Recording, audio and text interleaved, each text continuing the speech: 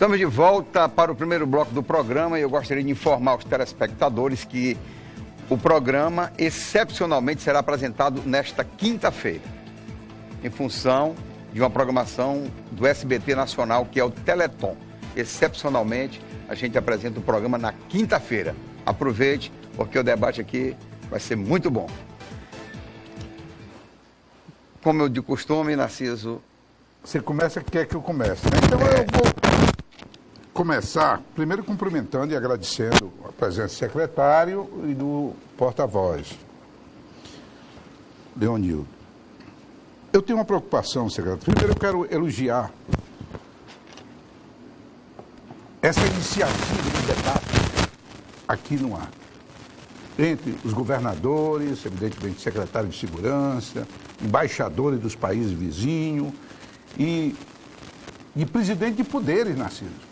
Deve vir, possivelmente, a presidente do STF, do Supremo Tribunal Federal. Deve vir, possivelmente, o presidente da República e a Procuradora-Geral da República. E o presidente do Senado também vem? Muito bem. Agora, qual é a preocupação que eu tenho, secretários? Nós que já estamos envelhecidos, eu e Narciso já passamos por muitas reuniões bem intencionadas, extremamente bem intencionadas, quer para um setor tal, quer para um setor tal, quer para a integração macro-regional fronteiriça, como se dizia naquela época, e muitas vezes termina a reunião e terminam tudo o que tem de bom. Né? Eu pergunto o seguinte: vai haver algum protocolo, alguma carta de intenção, alguma coisa que amarre para dar efetividade à importância dessa reunião? Sim, vai ter. Vai ter sim, eu compreendo. Nós mesmo, eu não tenho essa vivência toda que você tem, mas eu mesmo já participei de inúmeras reuniões com o secretário de Segurança. Você sabia que você tem idade de ser neto do Osmi? Era. Olha aí. Eu não sabia que eu tinha, não fiz essa conta não. Sabia mas, que você era tão bom, né? Não sabia, né? Porque ele é tão velho, né?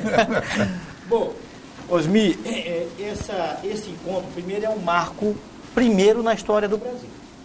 Nós nunca trouxemos o problema de segurança pública debaixo da mesa, para cima da mesa. Nós nunca discutimos esse ponto.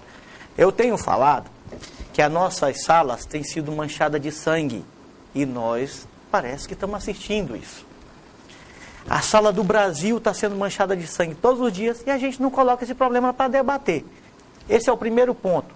Nós vamos sim, desculpa, nós vamos estar fazendo isso. O governador peregrinou por todos os estados, foi a todos os presidentes de poderes e conseguiu trazer uma reunião dessa envergadura. Nós vamos estar protocolando situações como, por exemplo, proposta de alteração legislativa, que nós já falamos aqui nesse programa, de lei de 40, isso e aquilo outro. Vamos estar propondo isso. Nós vamos estar propondo, por exemplo, um sistema único de segurança pública. Tem lá o SUS, temos lá a educação, temos lá a saúde e a segurança, que é a primeira vedete da população brasileira, a maior preocupação, o maior objeto de preocupação, talvez depois do emprego, seja a segurança pública, nós não colocamos em primeiro lugar. E nós estamos discutindo isso. E nós vamos propor também uma integração entre os estados, porque Osmi e Narciso, por mais incrível que pareça, não adianta o estado de Rondônia, eu não vou nem falar do Acre, o estado de Rondônia, o estado de Roraima, o estado de Goiás, ter a melhor segurança do mundo, se nós estamos enxergando segurança pública do ponto de vista sectário. O Pacto Federativo, Osmi, foi derrogado pelas organizações criminosas. E nós estamos enxergando segurança pública como se cada estado tivesse que fazer seu papel. E tem que fazer. Se cada estado tivesse seus próprios bandidos. Eu vou lhe dar um exemplo aqui para arrastar no que eu estou dizendo. Os ataques de Santa Catarina ocorrido, que nós assistimos pelas televisões do Brasil, foram ordenados por São Paulo. Se nós tivermos aqui, e temos 6 estados que tiveram coragem de botar bloqueador de celular, os demais não colocaram porque não tem controle da sua população carcerária. O Acre colocou. Muito bem. Isso é um dever de casa. É uma obrigação do Estado. Houve uma reação, não houve? Nós seguramos a reação, depois colocamos, nós tivemos inúmeras ações que evitou a reação, que evitou essa ação. Então nós não tivemos, aqui no Acre nós não tivemos. mas por conta do planejamento anterior. Agora, eu vou te dizer que só isso não resolve. Sabe por quê? Porque nós já tivemos, e eu estou falando de um exemplo que é do dia a dia, nós já tivemos situações de ligações do Mato Grosso do Sul para dizer para alguém que não está preso, mas lá do presídio do Mato Grosso do Sul, para alguém que está nas ruas do Calafate, para alguém que está nas ruas do Taquari, dizendo que precisa ser levantado 50 mil reais para poder levar para aquele estado certa quantidade de droga. Imagina a descoesão social e o tanto de assalto que tem para que seja levantado aquele valor. Eu estou dizendo que nenhum estado pode enxergar a segurança pública sozinho. Somos o estado que mais prende proporcionalmente. E daí? Se Rondônia não estiver bem, se o Rio não estiver bem, se o Mato Grosso não estiver bem, e se nós tivermos uma política indutora que diga para os estados, sigam por aqui. Olha, Osmi, o que nós estamos fazendo aqui, guardado a devida proporções, que o governador tem feito, é mais ou menos o que está sendo feito com a COP23.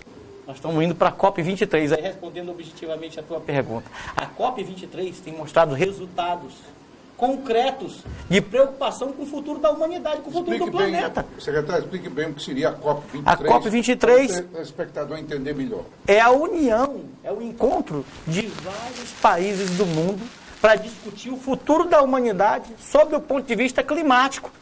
Senão nós vamos ter aí inúmeras situações de desequilíbrio ecológico e nós não vamos ter mais futuro do planeta ser discutido nas maiores universidades do mundo, nas melhores universidades do mundo. O que nós estamos dizendo é que talvez, a partir dessa iniciativa do governador Tião Viana, quem sabe, Narciso, daqui 2 anos, nós não podemos estar, quem sabe, capitaneado por uma ONU, discutindo, Osmi, com os Estados Unidos, com o México, com o Peru, com a Bolívia, com a Colômbia, com o Brasil, esse tema, que também é de interesse mundial. Quantos trilhões de fortuna na Europa está financiado pelo sangue do nosso povo e pelo desgosto de tantas mães e de tantos filhos que ficam órfãos aqui no solo peruano, no solo boliviano, no solo brasileiro? Perfeito. Eu tenho ainda uma visão com relação ao papel das Forças Armadas. E como é que vocês estão vendo esse papel? Porque nós estamos numa fronteira. Nós estamos numa guerra. Por exemplo, o governador, há pouco, fez uma declaração muito forte, dizendo que o Brasil, de uma forma geral, e o Acre no particular, está parecendo a Colômbia na década de 80. Porque a Colômbia, na década de 80, ela se dividiu em 3 grandes grupos. Perigosos todos: narcotraficantes, os guerrilheiros e os paramilitares. Cari, Medellín e os narcotraficantes todos, né? E a Farc. Quer dizer, uma coisa terrível. Uma coisa terrível. O governador chegou a comparar esse. No meu ponto de vista, Narciso e Léo, as Forças Armadas têm um papel fundamental. Aí diz, não está preparada, porque a Força Armada foi preparada para a guerra. Vamos treiná-lo para fazer essa guerra que nós estamos enfrentando. Vocês estão discutindo esse papel das Forças Armadas? Boa noite, Osmi. Boa noite. Você fez a pergunta ao secretário e ele respondeu com muita propriedade na área de segurança, mas o que de efetivo também sairá desse encontro, que vai contar com a participação de autoridades, as maiores autoridades do nosso país, será assinada uma carta por todos os governadores presentes.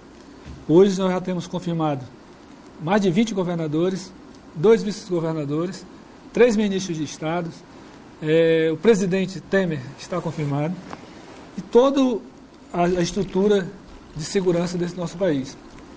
Chefe do Exército, por exemplo. Exatamente. O comandante do Exército, o chefe de segurança, o ministro de Segurança Institucional, e nessa carta exatamente está pedindo ao governo federal que seja triplicada a ação e a presença das Forças Armadas na zona de fronteira. Que haja a presença efetiva da aeronáutica e da marinha também nessa zona de fronteira. Que seja também dobrado, com o retorno do incentivo para a atuação na fronteira, o efetivo da Polícia Rodoviária Federal e da Polícia Federal. Porque muitas vezes os estados eles estão fazendo o papel que é da União, o papel do combate ao tráfico, por exemplo. Hoje, as nossas penitenciárias, o secretário pode confirmar, em torno de 90% das pessoas que 92% das pessoas que estão no nosso presídio têm relação com a droga. 92. Não dá para a gente, os estados, discutido isso antes no outro programa. os estados da Amazônia, Legal, investem 10 bilhões de reais em segurança pública, enquanto o governo federal investe pouco mais de 9 bilhões. Então tem alguma coisa errada. E tem alguma coisa errada e a coisa certa pode começar a ser a partir de agora, nessa troca de experiência. Porque o que acontece aqui no Acre, um estado tão pequeno, impacta em São Paulo, que é o maior estado do nosso país. Não é à toa que o governador Geraldo Alckmin atendeu o convite do governador e está vindo. O que acontece lá em Rondônia, na fronteira de Rondônia, o que acontece na fronteira do Mato Grosso, impacta no Rio, impacta em Minas Gerais. Então, nós hoje, eu costumo dizer, e essa é uma linguagem, que a criminalidade, as 27 facções que existem no país, elas atuam em rede. Quando o secretário falou agora que precisa financiar algo lá no Mato Grosso, os caras vêm atacar aqui no Acre. É mais ou menos como o celular em rede hoje em dia, né? Nós vivemos no mundo das redes. E a droga não podia ficar fora disso. Essa questão, só um instantinho, Lacia, só porque tem uma situação grave. Bolívia e Peru. Isso. Bolívia e Peru, quer dizer, aonde produz, não acontece nada. Espalha para o mundo, vem para o Brasil, para todo canto, e o Brasil não faz nada, ninguém faz nada. É por isso que está vindo a embaixada. É por isso que o Itamaraty não pode dar força para esses países. É por isso que nós temos que tratar isso também no nível estratégico. Do contrário, nós vamos ficar fazendo uma discussão sobre enxugando gelo. Policial. Pronto. Eu queria fazer um leve reparo ao que Osmi levantou. Você e que, constantemente faz reparo. Até certo ponto, o nosso secretário de Segurança ratificou isso. Dizer, eu acho que de forma inteligente, até para não desvisto, para não tirar o verdadeiro sentido do Exército, do Marinha e da Aeronáutica, e essas intervenções não são feitas em nome do Exército, da Marinha e da Aeronáutica, é feito em nome da Força Nacional, não é isso? Porque dá uma ideia diferente de que o Exército, na realidade, na essência, ele é para outro tipo de segurança. Mas essa Força Nacional, elas já estão sendo formadas estrategicamente para lidar. Mas a proposta do governador aqui, Narciso, não é que o Exército venha para as ruas. Esse não é o papel do Exército. Verdadeiramente, o Exército não trabalha com segurança pública. Trabalha aí sim. Com defesa. Aí é sim. defesa. Mas por exemplo, o ponto de vista foi exatamente esse, a defesa da esse fronteira, nesse aspecto. Esse aspecto. Agora, por exemplo, Vila Maparro, aqui em Capixaba, estamos Vila Maparro ali, fronteira do Brasil com a Bolívia. Fronteira Quem está seca. fazendo aquela segurança? Aquele local ali é a Polícia Militar. Secretário Leonildo, e não é só o tráfico de droga, também tem o tráfico de armas. E armas, são Hein? dois ativos criminais que impactam diretamente. mas Narciso, deixa eu fazer também um reparo, que você afirmou. Primeiro, nós estamos numa guerra. Não há o que discutir. Agora, nunca cuidado houve com os entrevistados serem eu não sou entrevistado seu não, tá? Mas de qualquer maneira, você fez um reparo, nós vamos fazer outro. reparo também. É claro. Aí, nós estamos em uma guerra. Nunca no Brasil, e eu não estou colocando isso, o Acre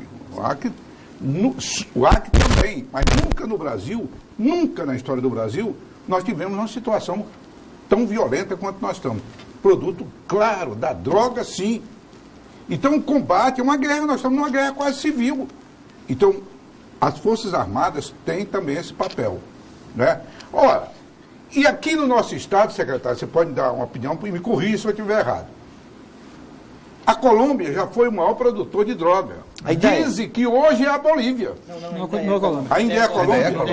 Ainda é a Colômbia? Ainda continua. Ainda é.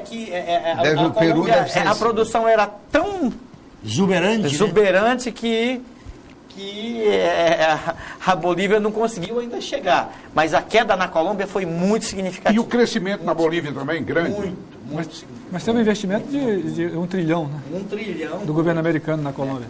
Na década de Sim, 90, sim, 90, né? Inclusive discute-se a situação do NAFTA, né? Na época em que o NAFTA foi criado, que permitiu uma economia, uma facilidade, inclusive, enfim, uma discussão muito geopolítica. O secretário, o senhor deve ter tomado conhecimento antes de ontem, que no meu estado, no Rio Grande do Norte, até pela troca de informações que vocês devem ter com o secretário de Segurança, que antes de ontem, no Rio Grande do Norte completou o número 2.000 de assassinatos este ano. Só este ano. Só este ano. No Até agora, Rio de janeiro a outubro. Olha, e não Ainda é bem que você tá 5, aqui, né? 6 vezes maior do que o Acre, não, viu? Hein? Não é 5, 6 vezes maior Não, do que o Acre, não. é Tá longe disso. Tá longe disso. Olha o dado que o Narciso está trazendo. 2.000, completou antes de ontem, foi matéria nacional.